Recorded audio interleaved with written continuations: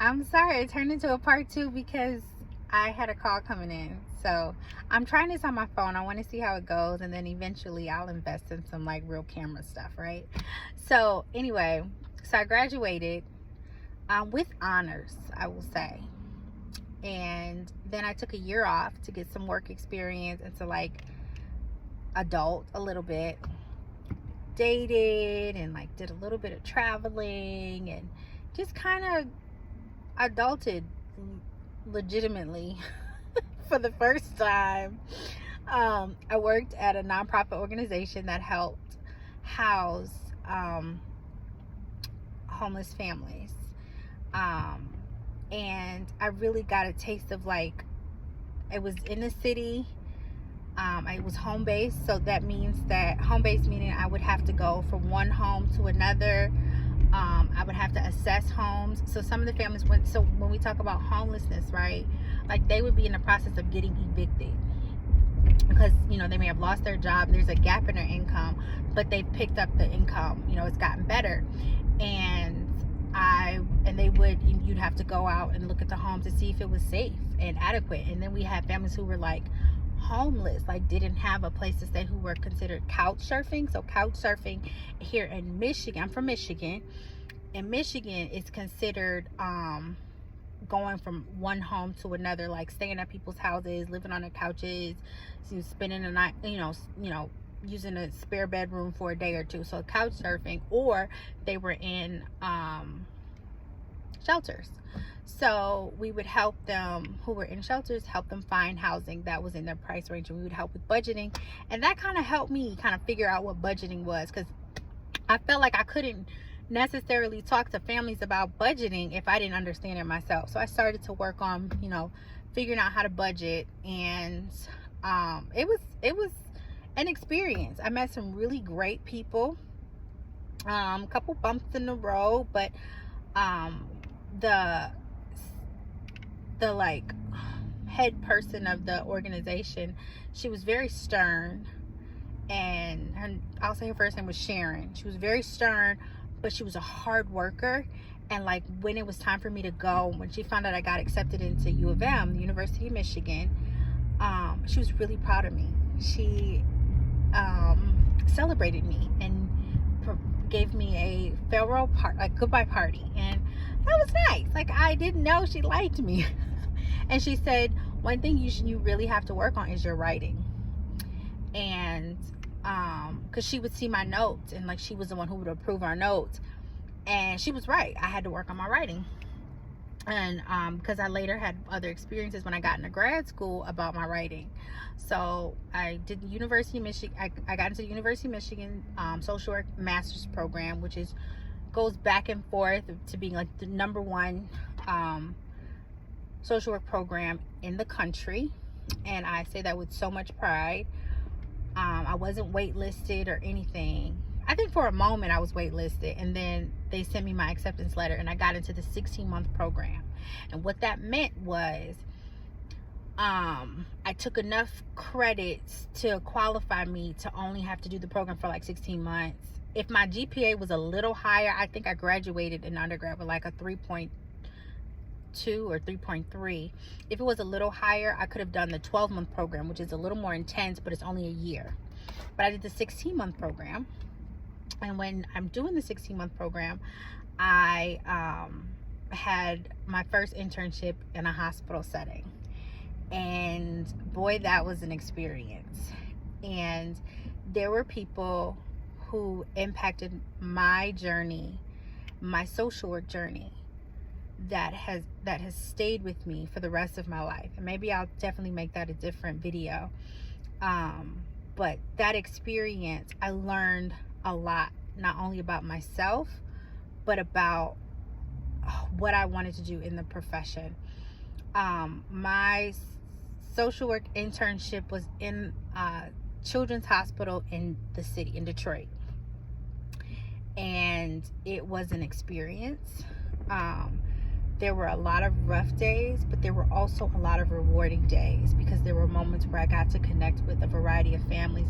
And I also got the really great opportunity to work in different parts of the hospital and in different segments of the hospital. So like some days, for a while, when I started in oncology, and I didn't understand if it would be sad, and I got to talk to both social workers that were there in the beginning. They were really informative, and I got a lot of information from them that I've always respected and appreciated.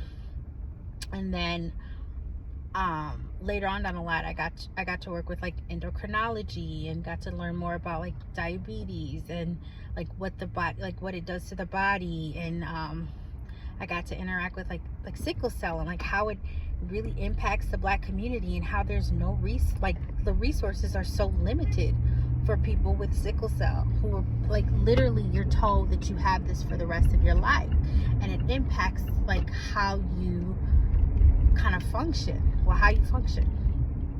So it was really interesting. I graduated, and after I graduated, I did the 16-month program. I graduated from the University of Michigan, and I went into, because I remember I had the history with maternal infant health, I went to an infant mental health program in the city of Detroit. I worked with a nonprofit organization, and I did more home-based work. And that was a journey. It was impactful. Oh my gosh, it was so impactful. But I didn't get the supervision that I had gotten from the other experiences. So I started to do some research, and I started to learn about like what would qualify me for the proper supervision. And this is one reason why I wanted to do a channel like this, is because I wanted to confidently like communicate how important it is for you to know kind of where you're going, and like what the position is that you're kind of aspiring for. Because to kind of play it out with social work, especially in Michigan, our criteria for social workers, you have to have a certain amount of hours to become, not only limited license, but fully licensed, a licensed clinical therapist. And you also need to take this really long test, which isn't like, it's not really expensive. Like, I think like $100, maybe $300. I don't know. It's not like expensive, but it's pricey. But and I'll have a segment on how I studied for it, and how it helped me, and how I was able to pass. And I took that bad boy a couple times, and I'm not gonna scare you on how many times, but I passed it after I studied, pretty much. And I studied the way that it worked for me.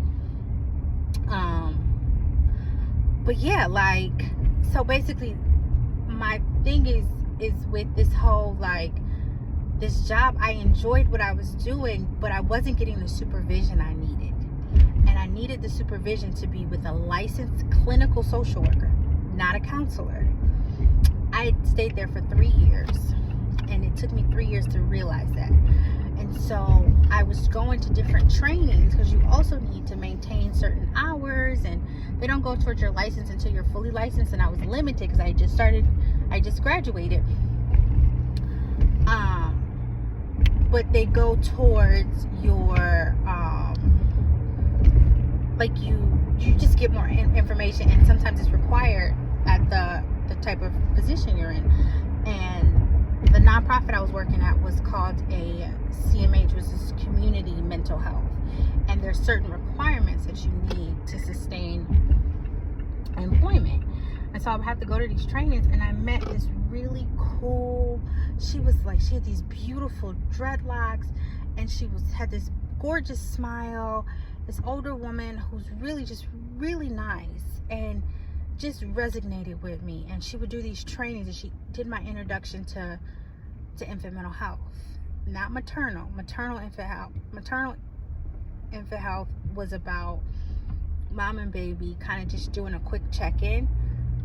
Infant mental health is more so about the process, and about the connection, and about relationship and bonding, and getting an idea of kind of how the environment is affecting baby and mommy.